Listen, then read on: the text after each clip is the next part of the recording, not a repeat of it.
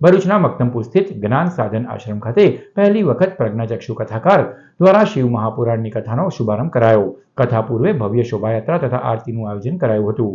ભરૂચ અને નર્મદા જિલ્લા રાષ્ટ્રીય અંધજન મંડળ દ્વારા અંધજનો અને દિવ્યાંગોના જીવનમાં પ્રકાશ લાવવાનું ભગીરથ કાર્ય હાથ ધરાયું છે.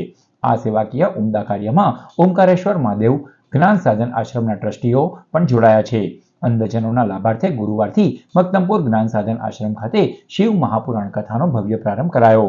ભરૂચની પ્રીતમ સોસાયટી સ્થિત પ્રવીણભાઈ શ્રોફના નિવાસસ્થાનેથી કથાની પોથીયાત્રાનું ભવ્ય આયોજન કરાયું. શોભાયાત્રા પ્રીતમ સોસાયટીથી નીકળી ઓમકારેશ્વર મહાદેવ મંદિર કથા સ્થળ પર પહોંચી હતી, જ્યાં આરતીનો લાહો તમામ મહાનુભાવોએ લીધો હતો.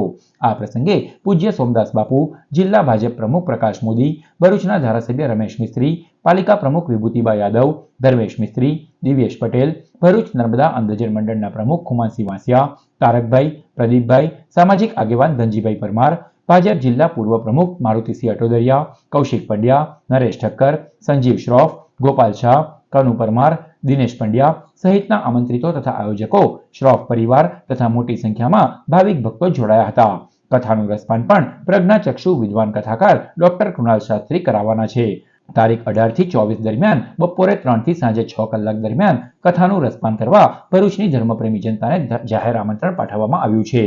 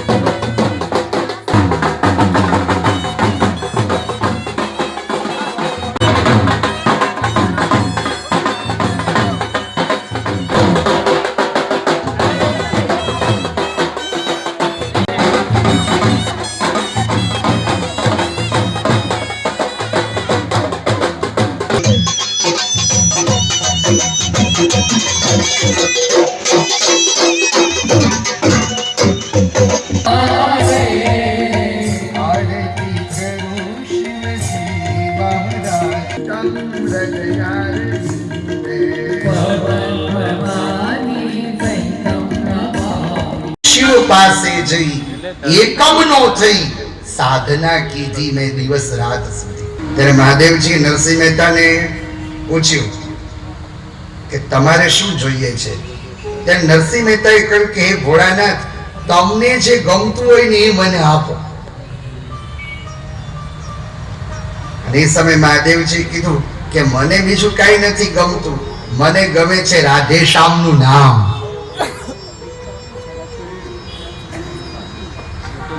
નરસિંહ મહેતાને પણ ભગવાન શ્રી કૃષ્ણની રાસલીલાના દર્શન જો કોઈ કરાયા હોય તો એ મહાદેવજીએ કરાયા છે. એટલે શિવ દેવ પણ ખરા, શિવ ગુરુ પણ ખરા, શિવ બંધુ પણ ખરા.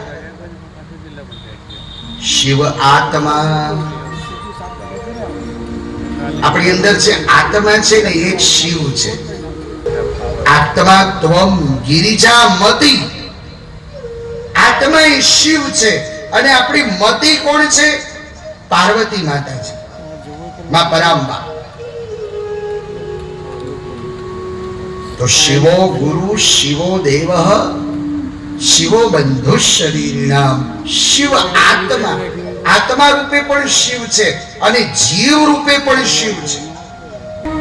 એક વસ્તુ કહું કે ઘરે તમે શિવ પુરાણની કથા સાંભળો તો એનું 10,000 ગણું પુણ્ય મળે.